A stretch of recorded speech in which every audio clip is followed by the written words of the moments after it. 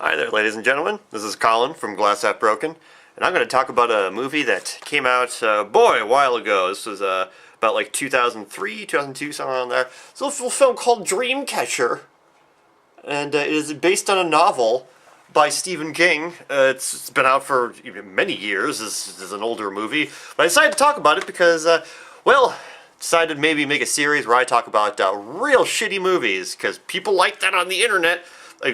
I like that on the internet, so why not give it a try myself?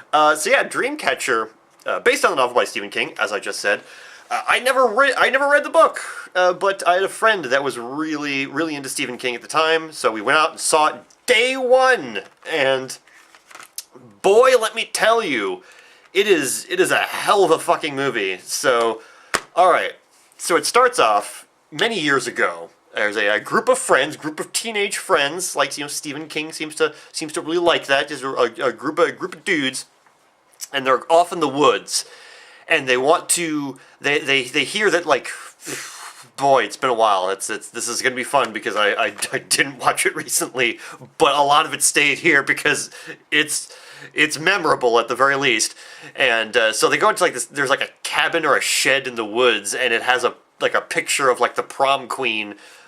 Like flashing her underwear or something stupid like that, and they're all like, "Oh, we gotta see this picture of the prom queen. It's somebody put it in a shed in the middle of the woods," because once again, if I rewatch the movie, it'll be like, "Oh, that's why. That's exactly why." But instead, they find a young mentally challenged child in his underwear with a bunch of bullies forcing him to eat shit. Like, literally, like, they've got, like, just a hunk of shit. They're just like, "Eat this shit, little retard boy!" And it's just like, they're so over the top, and it's like, it's so, I mean, that's the thing about Stephen King bullies. Like, if you look at, like, It, or anything like that, Stand By Me, or anything like that, like, it's just like, it's always just the most over the top, crazy, like, bullies that are just so unrealistic. And so, yeah, so the kid's just like, you can tell like that they're really having the kid, be as mentally challenged as possible, and he's just like talking like this, and it's so like I'm not one to get like offended easily, like I definitely don't get offended by a lot, but it's just like I was just like, what the fuck are you doing, Lawrence Kasdan, director of this film? And so finally, the good kids, our heroes of the film, were like, "Hey, stop forcing that kid to eat shit." And so finally, the kids run off because it's like one of them, like one of the good guys was like a track star. So like So they were like, "Hey, our friend here's a track star. He'll be able to run and tell some adults, and you're not going to be able to catch him. So you might as well just go away." And the boys were like, "All right, whatever. I guess we'll have someone else eat this hunk of shit." So they walk off, and so it turns out that this young mentally disabled boy has magic powers, because one of the big powers that he has is to give other people powers. So he decides, "Thanks for the help, guys. Here's superpowers. Here you go."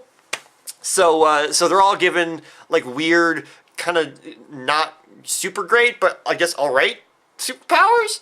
And like one of them is able to find things by doing this, and then he's able to find. So like it's like now many years later, they're all adults, and they the Timothy Oliphant, I believe it is the one that has that power, and like there's like a woman like lost her keys, and he's just sort of like, "I can find your keys, check this out." "Ooh, they're over there." And then the woman's like, "Oh my god, you're fucking Superman." And then like there's one of them like I believe it was Damian Lewis, his character, like he's able to like he has like a really good memory, and he has like a mind palace, kind of like Sherlock, where it's like he has all these memories that are all in these like files. Like they show like an actual visual representation of him going through files, and it's supposed to be like him in his head, like going through these different files and like taking stuff out and putting new stuff in. And they're all psychically linked to one another.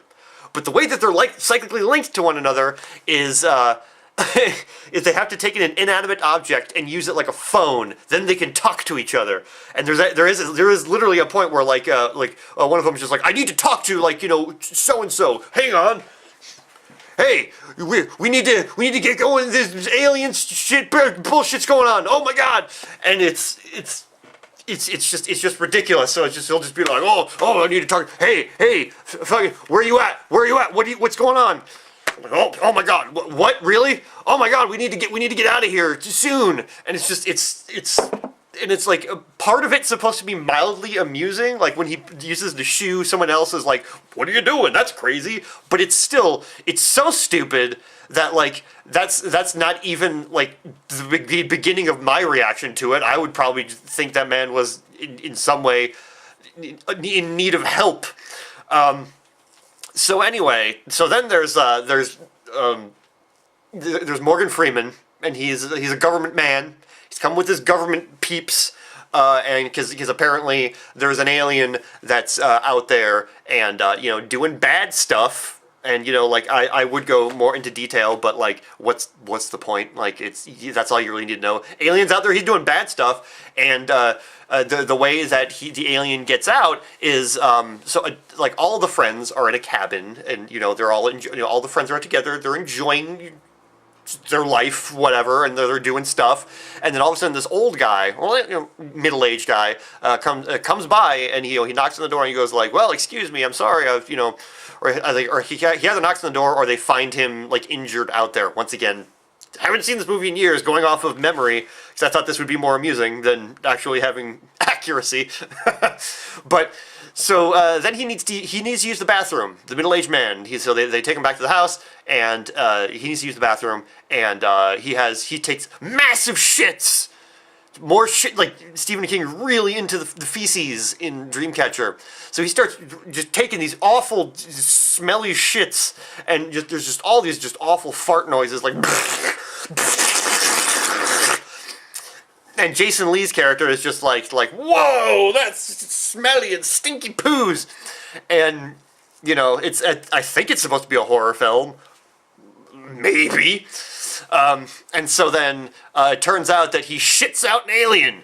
The alien was inside of him and he shit him out. So then the guy dies, and then now this alien is now able to take on, he's able to possess people. So he possesses Damian Lewis's character, and then so every time you see Damian Lewis, like the real Damian Lewis, he's inside his little mind palace, and so he's in there going like, I can't get out! And then the evil alien man is trying to do his bad things. And once again, I'm not really getting into like the main plot of it. I just kind of wanted to tell you how completely and utterly stupid the actual framing of the film is. So I do apologize if you're really interested in the actual story. It's like aliens, they do bad things, and Morgan Freeman's like, I'm a government man! That's what Morgan Freeman sounds like.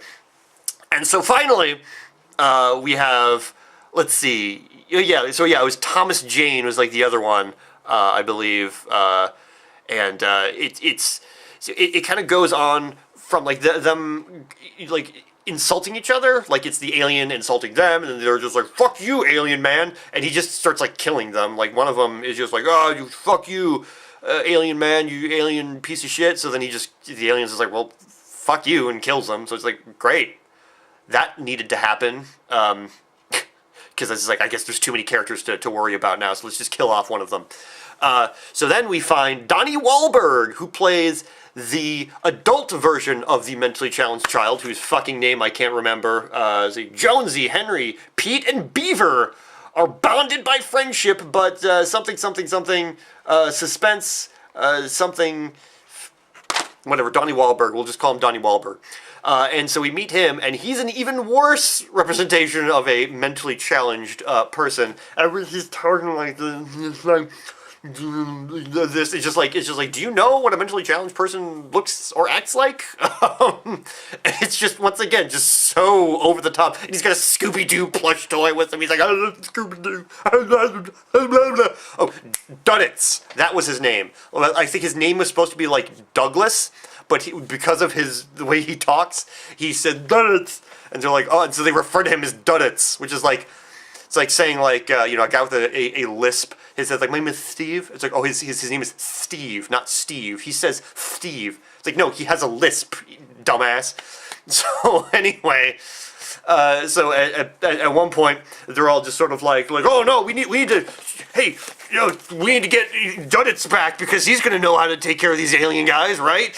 And so they get him out, and at one point, at the end of the film, like the Damian Lewis devil alien man materializes, and he's just like, and he comes out finally. Damian Lewis is now back to his normal self. He's like, oh god, oh. So then now you have the real threat, and then Duddits, he's also an alien because plot, and like of course because he gave him the superpowers, so like of course he's gonna be some kind of alien guy, and so so the way that he takes out the bad alien is that the bad alien is like choking Duddits, and then Duddits just goes like this, Duddits, and then he turns into another alien creature and they explode.